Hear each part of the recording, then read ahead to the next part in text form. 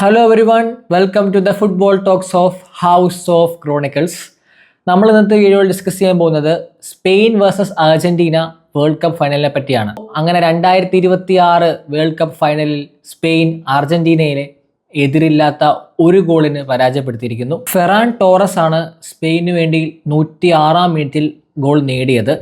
ഈ മാച്ചിനെ പറ്റി നമ്മൾ ഡിസ്കസ് ചെയ്യുമ്പോൾ ആദ്യം സ്പെയിനെ പറ്റി പറയാം. അതായത് സ്പെയിൻ ടോട്ടൽ 20 ഷോട്ടാണ് ഉതിർത്തത്. അതിൽ 11 അവർക്ക് ഓൺ ടാർഗറ്റ് കാണാൻ കഴിഞ്ഞു.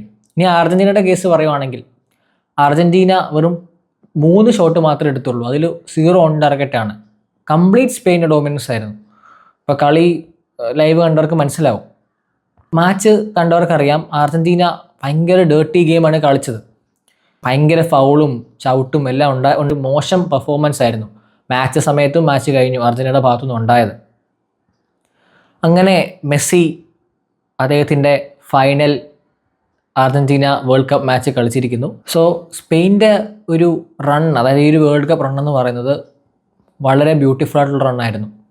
2010 വേൾഡ് കപ്പിലെ സ്പെയിൻ, ആ വേൾഡ് കപ്പ് ജയിച്ച സ്പെയിനേക്കാളിലും ബെറ്റർ ടീമാണ്, അല്ലെങ്കിൽ ബെറ്റർ പെർഫോമൻസ് കാണിച്ച വേൾഡ് കപ്പ് ആയിരുന്നു ഇത്.